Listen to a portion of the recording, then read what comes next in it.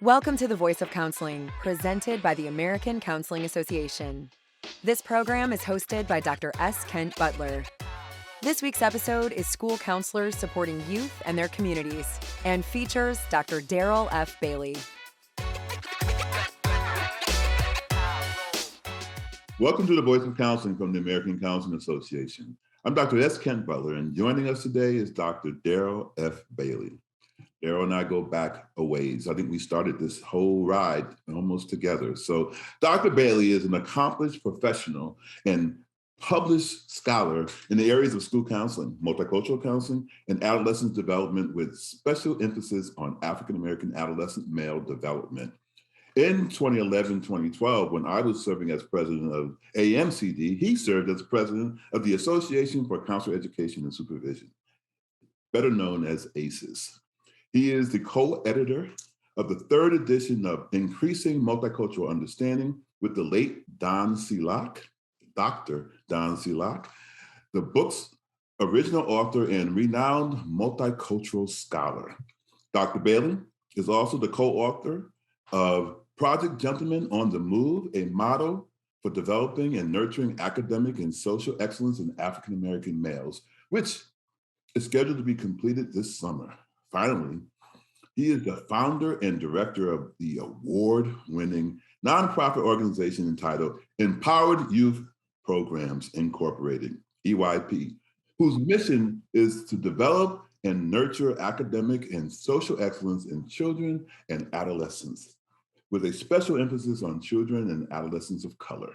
So with that, here we come to bring on to the waves, the airwaves, Dr. Deryl F. Bailey. How you doing, man? Just fine. Yourself? I'm doing good. I can't complain. I cannot complain. You are one of those gentlemen on the move that I even modeled some of my mentoring behind because of the program that you put forward in the Empowered Youth Program. And you have a component of that called Gentlemen on the Move. Right. Can you talk a little bit about that and what inspired you to go that route? Yeah. Gentlemen on the Move was the first component of what I call now Empowered Youth Programs. And I started when I was a high school counselor.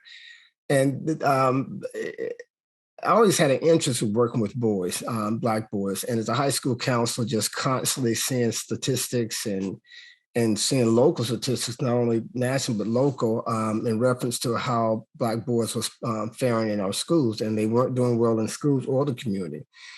And I just got tired of complaining. And I would go to the ACA conferences and I would follow Cortland Lee around because he did a lot of speaking on the topic. I bought all of his books and all the other folks that were writing back then, Thomas Parham and some other folks. And I just decided I need to do more than what I was doing, going to work as a school counselor at 6:45 in the morning, leaving at midnight almost every night a week, and coaching basketball and those kinds of things. But it wasn't enough. Guys were still falling between the cracks. And so between going to the conferences and getting excited and then coming back to my workplace, and that would kind of fade away because life would take over. Yeah. Yeah, I just decided I need to do something. So I started, met with a group of young men one day. And this was probably even at 50, I'd say 40, 60 white, Black population, but it was a college prep high school. And it just amazed me that when we reviewed the data for which kids were failing the most classes, which classes they were failing, which they were all core classes, which kids were in what I called on all the negative lists, in-school suspension, out-of-school suspension, Saturday detention. I even ran the Saturday detention program just to get to know kids. But on all the negative lists, the Black males were leading. But when you look at what I call the positive list, AP classes, the National Honor Society, all the foreign language classes, all those things, they were nowhere to be found. Okay. But on Friday nights, football, they were on the field. They're all on the team, huh? On the team, on the field, on the court. Yeah. And then after the season ended, they just kind of disappeared, That's typical, right? That's Yeah, typical exactly. of what's happening in the community for Black males. Right. So you had talked a little bit about, some of the people who inspired you to do some of this work. Mhm. You named off Dr. Cortland Lee, Dr. Thomas Parham. Yeah. I'm wondering if in the work that you were doing, did the name or did the work of Dr. Jawanza Kunjuf Absolutely. Absolutely. The series of books that he had, man, those in the books by, that Dr. Lee had, those series of books about work with Black boys and Black children. It was almost like I use those books like I use an APA reference manual now, Yeah. Whenever if something wasn't right, wasn't working right, I'd go and, okay, what did they do? What would they do? And I was fortunate enough to develop a relationship with Dr. Cortland Lee and Dr. Don Locke before I started my doctoral work. And so there would be times that I'd corner them at conferences and just say, look, I need some help here. So you came on board at conferences as a master's level clinician? No, I was attending ACA when I was a school counselor. Yeah. And so it wasn't until I went to University of Virginia that I really got involved with ACA. And as a doctoral student, my internship was at the ACA headquarters. So how did you find, I remember that. How did you find ACA as a school counselor? And what made you get involved? And then what made you go into your doctoral program? Can you talk a little bit about that? Yeah, I think I was in North Carolina, so I always went to the North Carolina ACA division conferences, in North Carolina School Council conferences, and you would hear the names of folks involved with ACA. And again, I would do presentations at those conferences, but they're a lot smaller than the ACA conference. Right, and right. I really wanted to get more involved and know more about, the organizations that were behind the profession. Okay. And so that's kind of how that started. And then I was working with some young men. I used to challenge them all the time about academics comes first, right? And not to give up no matter what happened. And I would have kids guys who would applying to college and get the rejection letters. And I would always say, that's just one, that's just one. And it's not, don't take it personal. It's the pool of folks you're competing with, and you just got to keep on digging. Okay. And so when I decided to go back to apply to doctoral programs, I started getting those rejection letters. And a ninth grader said to me, you've been telling everybody not to give up. And here you are talking about, just forget it. Right. And so that inspired me. It kind of shamed me into, not giving up on wanting to become a counselor educator. And so I called Cortland Lee and I called Don Locke both. Okay. And I drove 4 hours to meet with Don Locke. This is a little story about Don Locke. I drove 4 hours from Asheville to Raleigh, North Carolina. And he met with me for 5 minutes. 5 minutes. And all he said was, it happens this way sometimes. So apply again next year. Okay. And I was like, oh, okay.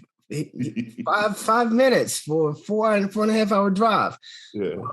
But you had a lot of things to think about on the way back, huh? Oh, absolutely. About not giving up and about how to make this work. And so that's when I decided, I think Dr. Lee, and I feel strange calling him Cortland because all my professional life, I always called him Dr. Lee. Right. And I still do.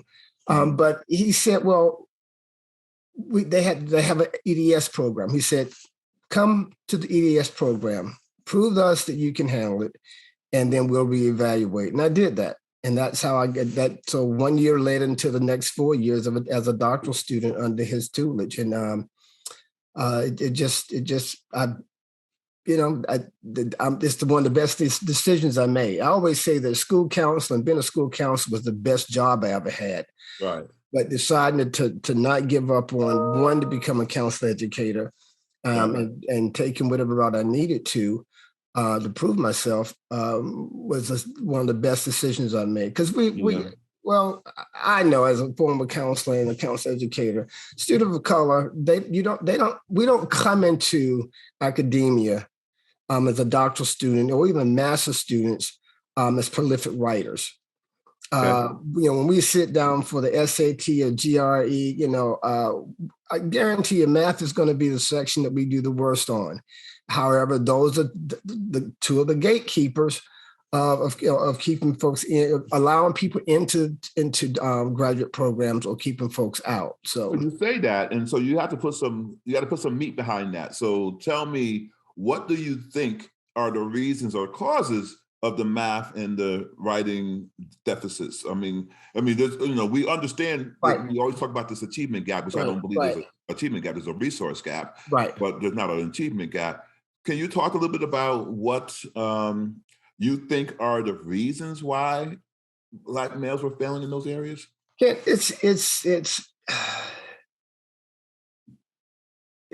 it's a common thing to hear folks talk about that, but those gaps don't develop in high school. They don't just develop in middle school. They develop first grade, second grade, third grade. And if you don't develop those basic skills early on, it's kind of hard to develop the more rigorous skills. I mean, it's kind of hard to manage those things unless you have major support and somebody or something, when I say something, a program or something, to help you close those gaps from year to year. Because if not, those gaps get wider. They don't go away, they get wider. And so when a student is frustrated with a certain type of a geometry or algebra or something like that, and say, well, why am I studying this? Why am I looking at this anyway? I don't see any reason for this. Right. That's also a part of the struggle, right? Because if they get disinterested in something because they don't see a reason for it, right? Which I think is a lot of times, students get told, just do it. Right. Yeah. You're going to need this in the future. Exactly. But not telling them, because somebody else is telling them in another ear, well, I've never used it after I got out of high school. Right. But nobody ever said, well, that you're using it for analytical thinking. You're using it for this, and that. So I can't explain it to you, but even though you may not be doing an algebraic formula in your job, you're going to be using those principles the rest of your life. And so that's the part that I don't think we get through to kids when they say, well, I don't like school anymore because, this stuff is not something that I see as relevant. Oh, and two, Ken, early on, teachers make some decisions about who's going to college and who's not. I just posted I saw once that said, I think an ACA posted that said, college begins in kindergarten. Because teachers, they have more of an impact and influence on the development, not only academic, but the emotional and social development of children than I think they realize or recognize. Yeah. Black boys are, I want to say we're targets for getting less of what we need and more of what we don't need. When I say more of what we don't need, I'm talking about the being yelled at and being chastised for not sitting in our seat or not understanding something the first, the second, the third time. Right. But and I understand lots of folks say, well, it starts at home. That early learning starts at home. Well, I had 4 aunts who all had master's degrees in social work or either counseling. I had an uncle who was the first PhD in our family. And I still say to this day, he was one of the smartest men I've ever met. Okay. And there are 2 other people that I put in that category. And again, it's Cortland Lee and Don Locke. I swear, in terms of African-American men, they are 3 of the smartest men I ever met. And so I had that it was in my background. And my uncle used to, stay on me about my academics all the time. Yeah. When I was in undergrad, would read my papers before I would be allowed to submit them. Okay. He did all that, but he was living I think he was in Tennessee at the time when I was a young child, so he wasn't there all the time. Right. I was raised by my grandparents who had a 3rd grade education. Okay. And so her push was go upstairs, do the homework. Well, she didn't know what I was doing upstairs, and so she would make me bring something down and show her.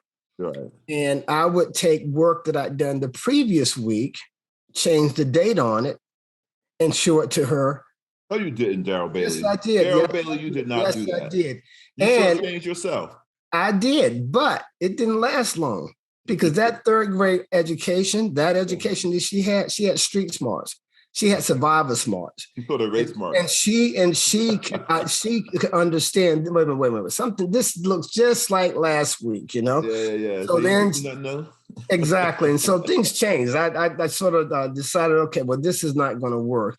And I got tired of going to school in high school, and on test day or quiz day, I'd be all anxious because I wasn't sure if I was prepared enough. Now I had been studying and trying to get it right, but then when it was time to get the test back and the scores, it was like my heart would just drop because my scores were always lower than everybody else's. And again, majority white students in the classes. And at times when my grades were good, it was almost like the teachers would turn it into a community celebration. Exactly. Magical. As if I'm not supposed to do this, but you did great. And everybody class, look, he did great on this. I'm like, wait a minute. When the white students do well, there's no community celebration. And so it was at that time that I realized, and I really do believe this, especially boys, we have to, the public celebrations are great when they do well, but we also have to allow boys an opportunity to have private celebrations just between us. You did great. That was really, really good. Because sometimes I had one kid tell me, and this was since I've been here, and I had the program here in Athens, and I forced him to take an algebra trig class, and he was the only Black student in the class. And I did one of the first research projects I did was I took some of the Black boys I was working with high school, some veteran teachers, teachers had been teaching for 3 or 4 years, and some new teachers on a retreat. And we sat around and talked about the experiences of their education, and I asked the teacher, I said, so they would talk about the Black boys in ways that. They really don't try. They really don't care and this kind of stuff. So I turned to one of the boys. I said, so tell me, you've heard these teachers talk about you in this way. When I say you, I'm talking about Black boys. Tell me how that makes you feel. He said, I am so sick and tired. There's another word in it I'm not going to say. I'm so sick and tired of being her community project. I am so sick and tired of that. Again, every time I do well, there's this big celebration, this hoopla and all that. But when the other students do well, there's nothing. They're expected to do that. But she's surprised when I do. And so I said to the teacher, so tell me what you think when you hear that. And, several went, especially some of the new teachers, I do that. I actually do that. And I'm so sorry that I do. And I've got to work on that. So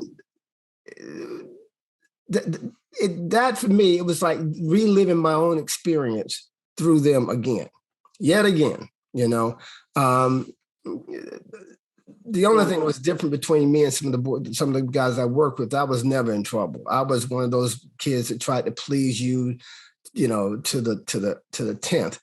So, that's really funny because, one of the things that I think Black boys would get all the time is, you hear it all the time is here comes trouble. Yep. and all that other stuff. So you were staying below the radar. Exactly. I was, the way to get teachers to like you was to be one of the smartest in the class. And you can be a brat, but if you're smart, they're going to treat you differently. Number one, because you make their jobs easy, and number two, they've got parents that are going to ride your back if you don't. Okay. So that's one group of kids that teachers tend not to harass. The other ones are the ones that are the really sweet kids, the ones that aren't going to cause any fuss. You ask them a question, they'll answer. They'll give you their best. And that's the kid I was. My grandmother raised me to be polite, to respect adults at all costs. And so I would do that, but be dying on the inside because this isn't fair, you know? So you waited till your adulthood to change that. Oh, yes. No, I'm only joking. I'm just messing with you. No, I'm just kidding. But listen, I want to go back to the school counseling piece. So, so you were a school counselor, you were trained in that regards, and then you jumped the fence, so to speak, to become a counselor educator. Right. What part of the principles of you being a school counselor, because I took the same route. I was a school counselor as well. There was a reason why I wanted to become a counselor educator. I'm wondering, what was your reason for wanting to be a counselor educator coming from a school counseling background? In Asheville, North Carolina, I was selected as the counselor of the year for 3 different regions in Western North Carolina. Mm-hmm. I loved the work I did. I could see the difference I was making, but like I said earlier, it wasn't enough because I was still seeing guys fall behind and fall between the cracks. Okay. And so the thing that made me want to, as you say, jump the fence was that I recognized that my impact was small. But if I could train people to do what I love to do, that impact would be, you see what I'm saying? You're speaking my story. Dude, I tell you, but that's it. That's why I wanted to become a counselor educator, because I wanted to train people to do the work that I did. But I wanted, in the midst of doing that, I wanted to have my students at the college level to understand the power of Black boys, the brilliance of Black boys. And I wanted them to see it. And by my being a Black male professor standing in front of a class of predominantly white students in a graduate counseling, they had no option. They had no choice but to see a Black man who was intelligent. Now, there were some challenges to that, because there were some challenges. Because I hardly believe that. I can't imagine that you. I can't tell you the number of times that in my evaluations, things like he's conceited, he's cocky, everything except for what was happening in the classroom. Intelligent, exactly. But over the years, I learned how to handle that and cut it off at the beginning. Okay, all right. So, but yeah, that's pretty neat. So when you think about the career that you've had, mm-hmm. and you started creating the EYP program, what are you proud of? What are you most proud of the things that you've been able to achieve? I mean, you've been a president of an association, you've done other things, you've been on foundation boards, you've been doing all these things. But can you kind of talk about what that is that you are most proud of? Well, being elected SACES president and then being pushed and encouraged to run for ACES president, and not one time because I lost, but 2 times because I lost. I'm being challenged to run the 3rd time. And I never forget Don Locke said to me, why? Why run the 3rd time? Move on, do something else. And so, but there were other folks that saying, you still need to do this. Now, he supported me in doing so. Right. And so those things, and being selected to be a visiting professor at University of Seattle for 6 months in 2000, at the end of my term as ACES president. Yeah. Those things make me proud. But the things that I'm most proudest of when I hear from guys or some of the girls that have been in my program who call me 10, 15, 20 years later and say, thank you. Thank you. Or there's, some of them are in the military, some of them in PhD programs. Some of them are they're doing all kinds of things. Some of them are teachers. Right. Some of them are counselors. Some of them are counselors, believe it or not. Right. And so seeing them do well and strive to be the best them they can be on every single day, and hear them talk about that now and say, now I get it now. But when you were on my back and trying to get me to take advanced level courses or, stay out of trouble, you were just annoying. But now that's so funny. That's so funny. Exactly. I get it now. And I am telling my kids the same thing you told me. And I am so thankful. Those are the things those are the moments that I'm most proud of. That's really cool. That's cool. They tell them that they do a little Baileyism.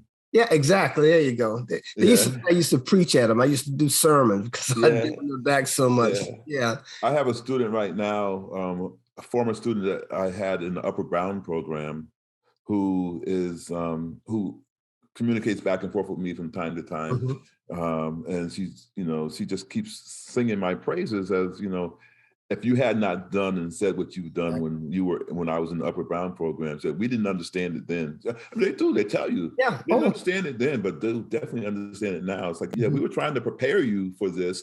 And I guess there's no real preparing anyone for adulthood, right? As much as we might try, we can show them the pathway, but they do have to come and find it themselves in some regards, right?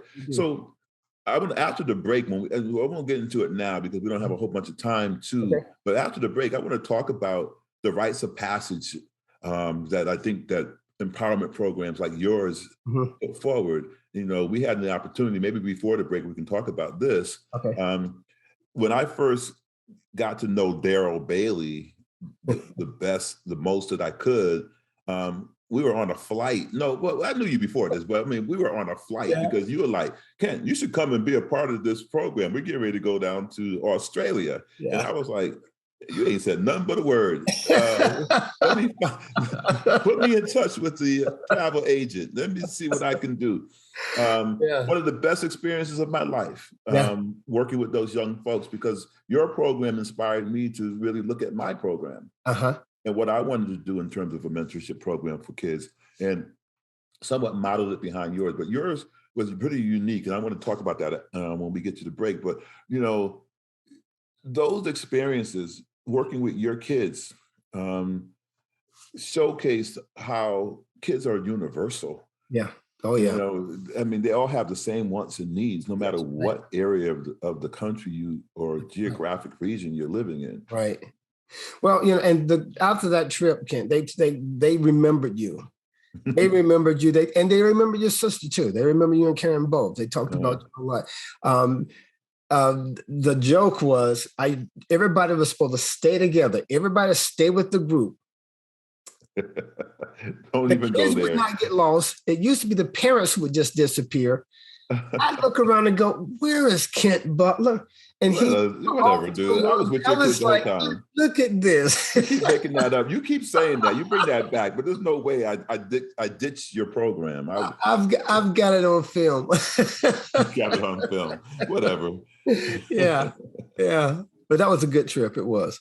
So the purpose of that trip, though, can you talk about the purpose of that trip? Why did you even give those? Because, I think that's the most phenomenal piece. When you show kids the world, you open it up to them, right? Exactly. And so there was a specific reason why you wanted to do that. Can you talk a little bit about that? Yeah, we always did a week-long trip every summer, New York, DC. They saw several Broadway plays, Lion King and all that. But I go to a conference, strength-based conference in Newcastle, and I met a principal and his wife was a psychologist. Yeah. We really became friends, and so we stayed with them before we came back, and so they became friends of ours. Right. And so they sent their son here to stay with us for 6 months, doing some excursion, 6 weeks, an excursion that they do there at the high school that he was at. And we would go every time we went to the conference. We would stay with them, and we were just like being around friends. And so I said, we talked about the program. She said, "You should bring the kids here." Yeah.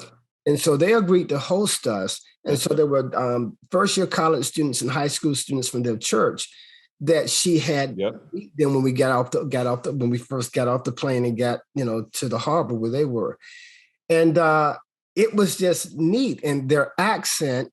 The Australian accent blew the kids away. Yeah. I can't tell you how many of those kids came back here, trying to speak with that accent. Right. But the neat part, though, Deryl, was that you helped these kids for the first time leave out of the country. It was the first time ever. They had to get passports. Yes. Talk about that experience. There was one young lady who had never been on a plane. So her first flight was I think it was 15-hour flight. 15. It was longer than that, actually. Maybe 20. It may have been, but that was her first flight. Yeah. We were taxiing down the runway. I'll never forget it. We were taxiing down the runway. And I tried to have all our seats together, but of course there were some people in between us, whatever. This young lady grabbed the lady that she didn't know, grabbed her hand and started screaming, "Lord Jesus, help me, please." I thought I would die. Everybody on the plane, she became everybody's favorite child on that plane because she was so nervous. And so people would just come around and talk to her. And that was a new experience. So she got to meet people that she didn't even know. But, and the one young man who lost his passport, who had never been anywhere outside of Athens. And I kept saying to him, "We'll get you another one." So we were prepared to go to the embassy, to get U.S. embassy, to try to give him. I remember that. Yeah. And he kept saying, "No, I want my passport." I said, "Josh, we're going to get you your passport." He said, No, I want my passport. And so we ended up finding it was in the taxi cab. But those kids, it was a new experience. It was a new world. And I wanted to do other international trips. Africa was a place. But I think that was a special one because of their first time going out of the country. Exactly. We reached our break time, and I want to just move away from that for a second and say that this is the voice of counseling. And I'm Dr. S. Kent Butler. I'm here today with Dr. Deryl F. Bailey, and we're having a good time, and we'll be back in a moment. Counselors help positively impact lives by providing support, wellness, treatment. We're working to change lives.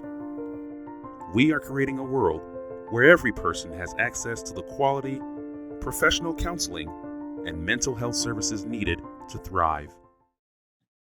Welcome back to the Voice of Counseling from the American Counseling Association. I'm Dr. S. Kent Butler, and today I'm hanging out with Dr. Deryl F. Bailey. So before the break, we talked a little bit about mentoring and counselor education and counseling in the schools and things along those lines. But I want to focus more on mentoring and the things that were happening in your program, your EYP program, Empowered Youth Program. Right. For me, it really sparked in me how I wanted to do my mentoring program that I started in Orlando area. Mm-hmm. And I could see that there was ways that you can try to just take elements of it and put it where, you tweak it a little bit, but put it where it might work for you as well. Right. There's a lot of great things about your program. Can you talk a little bit about how you got it started, where you got funding, and just kind of what some of the premise behind it was? Yeah. Well, funding was something that didn't come until I got here to Georgia. I think I may have had some small grants in Asheville where I first started the program, 4,000 here, 500 there, that kind of thing. But my group was small then. I only had like 9 to 20 kids. And so, didn't need a whole lot of money. And that's the thing about it, Ken. I don't believe you really need money to do. It's about heart and soul and what you do for the kids. Exactly. Yeah. Now, the money makes other things possible, but it's not necessarily what you need to get started. So I like that.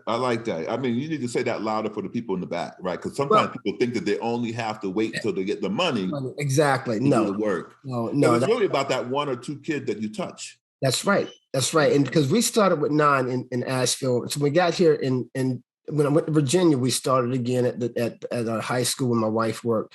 But we really grew once we got to Georgia. That's when it became larger than just Gentlemen on the Move, which was only for Black high school boys. And one day, I spoke to my wife's class. She taught science at one of the local high schools. And 4 African-American girls came up to me and said, "We want to be in this program." I said, "Well, the program is for boys. That's not fair. We won't accept that." And they rode me for a while.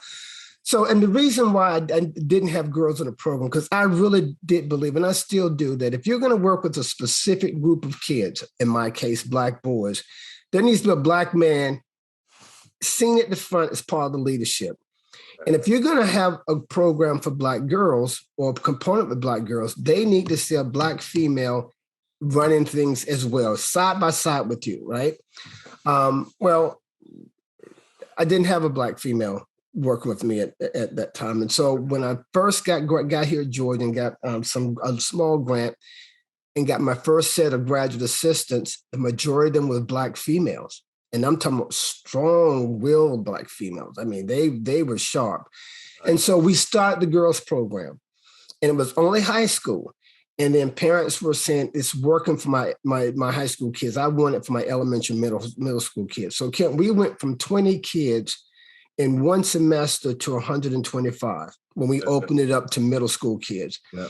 And it wasn't just Black kids. We had some kids from South Korea. Their parents were visiting professors. They enrolled them into the program, which really surprised me.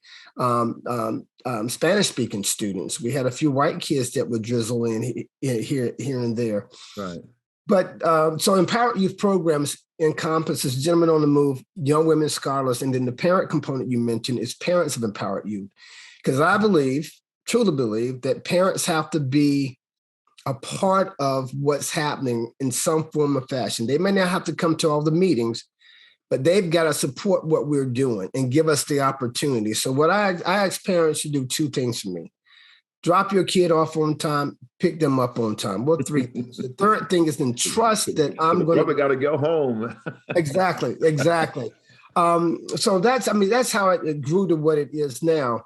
And so we would have anywhere from 75 to 125 kids in the College of Education every Saturday in uniform, French blue shirt with their logo on it. That's the shirt you're wearing right now? That nice crisp shirt you got on? Well, I don't have the logo on this one. The French blue is a little bit darker, that was the uniform. Right. I didn't go as far as, khaki pants if you had them, but jeans would be okay as long as they didn't have holes in them and, no sagging and all that stuff. But the main components of the program is the Saturday Academy. And that's when we have them every Saturday morning from 9 to 1 o'clock. Right. And they're in academic rotations where they're getting, we're teaching, the graduate students are developing lessons during the week and teaching using the school's curriculum. Because once we found out where they were struggling, that's how we built lessons around what they needed, right? And then we spend an hour on Stephen Covey's. We used his 7 Habits of Effective Teens as part of our leadership curriculum. And then the last hour was spent doing homework help or tutoring. But the morning, the majority of the day, 9 to 12, was really just the academic teaching and just pushing and prodding math, science, all of the maths, all the sciences. Had a math teacher that was new to teaching, but he was Black male, very low key. And it was funny, Ken, is that it wasn't only the kids learning. And that's what I loved about it. Right. And that's what I loved about using graduate students, because for example, this new teacher, classroom management was not something he knew. And so he was always in trouble at his job for not managing his class. Well, my wife was a master teacher, right? She just retired after 40 years, 3 years ago. And so he learned from her how to manage a class. The graduate students learned how to manage a class. They learned how to write lesson plans, which we know are guidance lessons, right?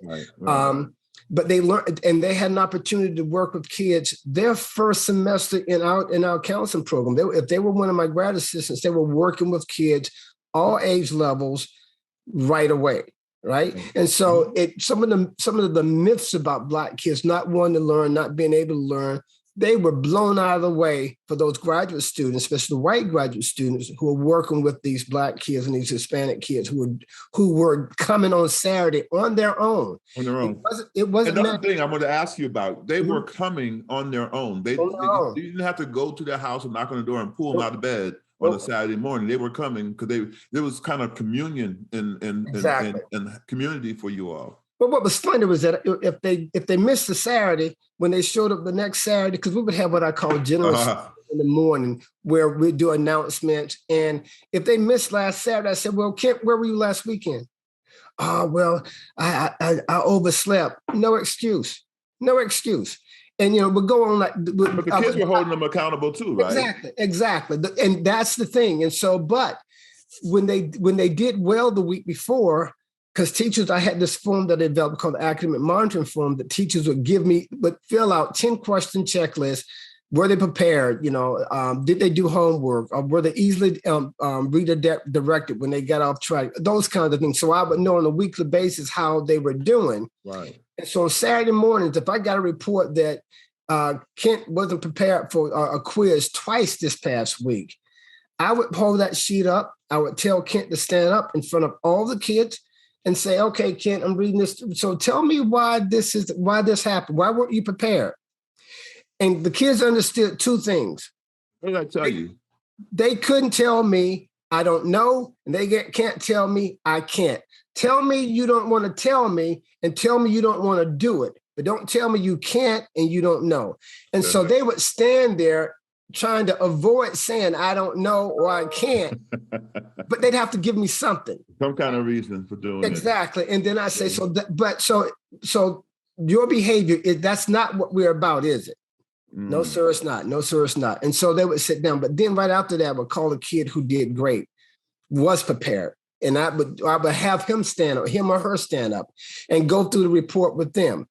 And you know what, Kent? The kid that I just got on for not doing what he needed to do was standing there sweating bullets while I kept asking him questions. The young lady that I asked to stand up who had a great report, she was sweating bullets too.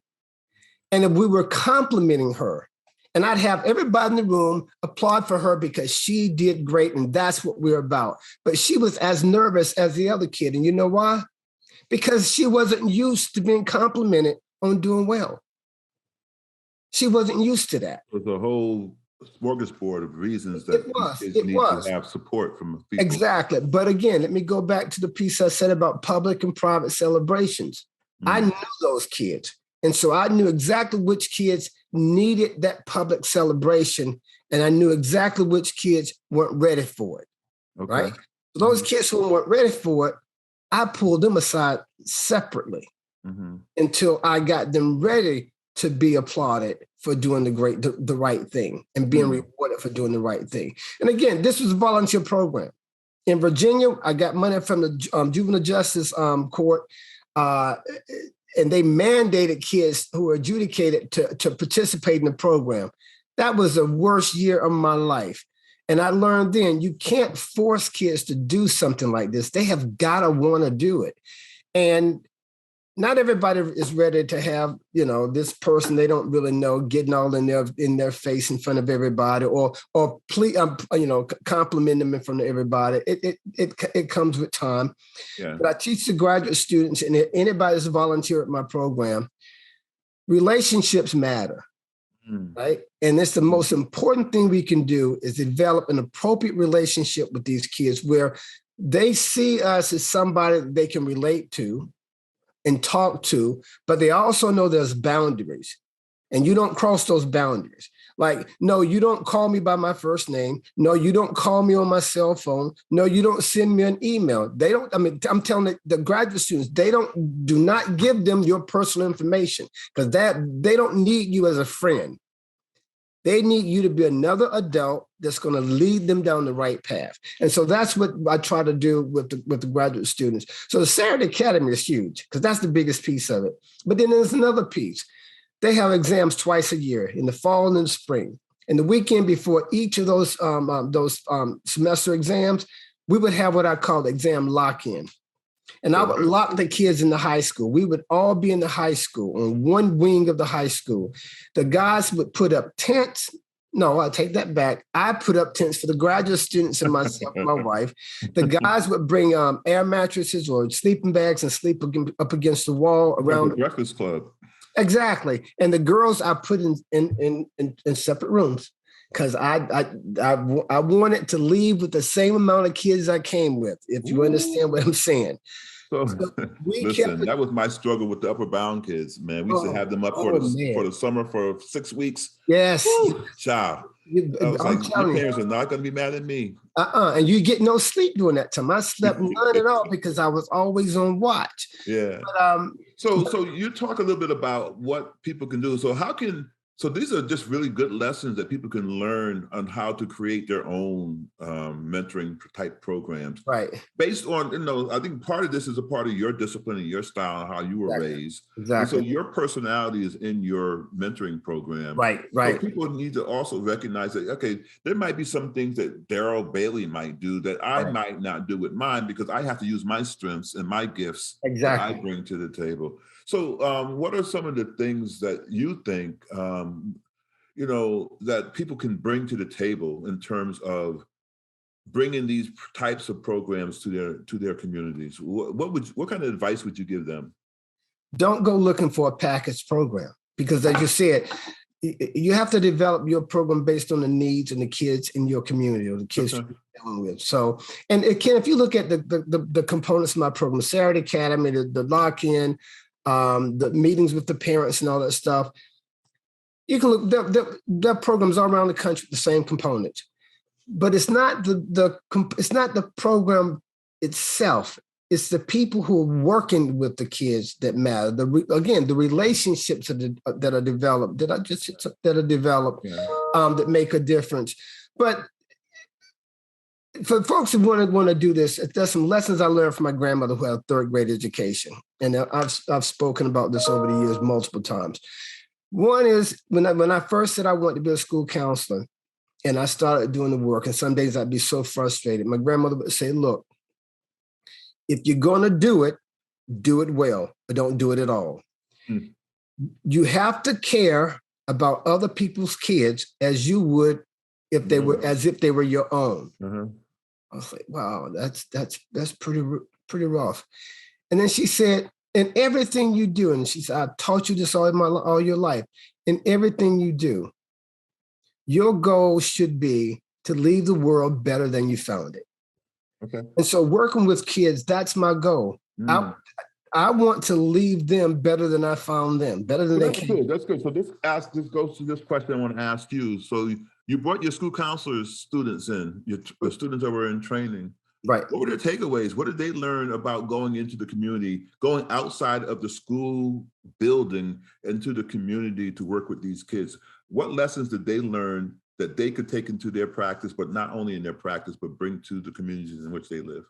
Number one, Black kids are as smart as anybody else's kids. Black parents care about their kids just like every other parent does.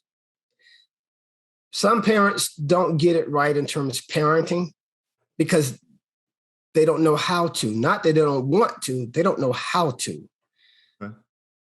Some kids are brilliant, but you've got to find a way to bring that brilliance out because they don't know how smart they are. That's our job, to teach them and to convince them that they have everything they need to be successful.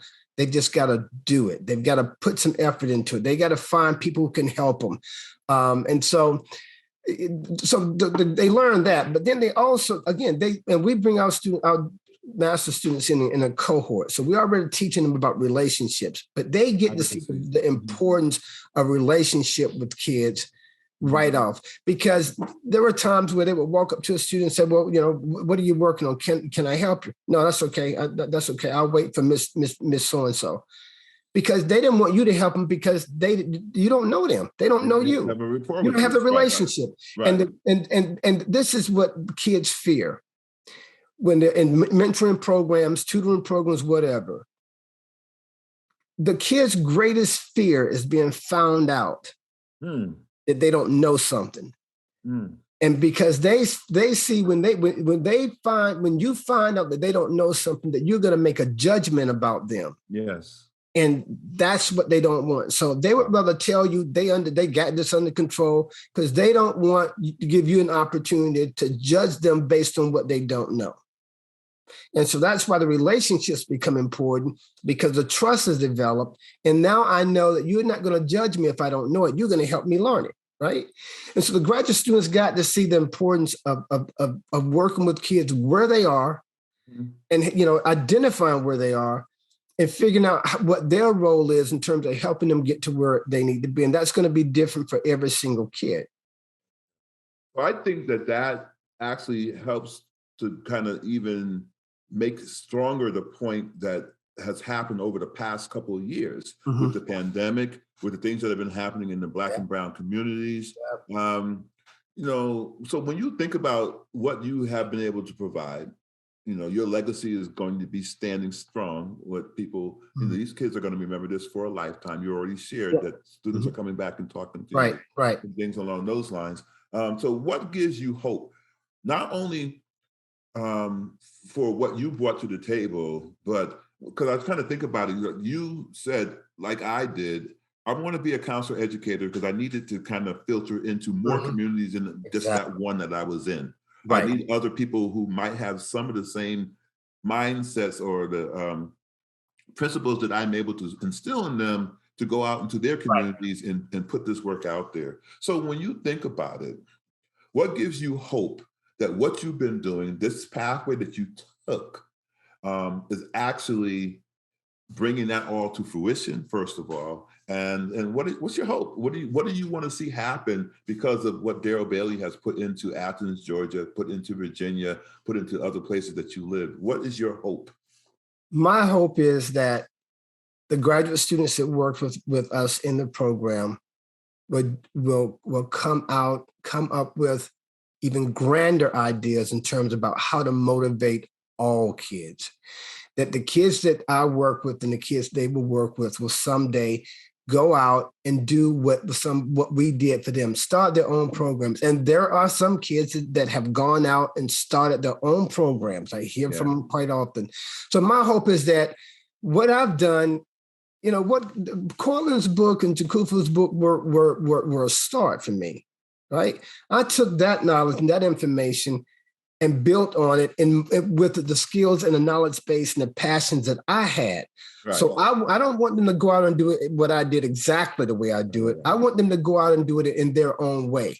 That's beautiful. And the thing that's important about that is not only do they go out and do it in their own way, you have to also meet each kid where they are. Right. Because you can't, like you said, you can't have a ready-made package and think that it's going to fit every kid.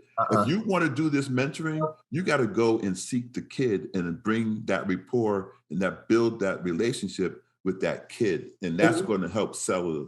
You build that relationship 1 to 2 kids, they're connected to a whole lot of other kids. They're going to bring some kids. And we never recruited. And so on. First 15 years of the program, we never recruited. It was word of mouth, families passing around. And people would think that the program is for troubled kids. Yeah. Right. Or kids who are way behind. Yeah, we had some troubled kids. Yeah, we had some kids way behind, but we also had some kids who were so brilliant.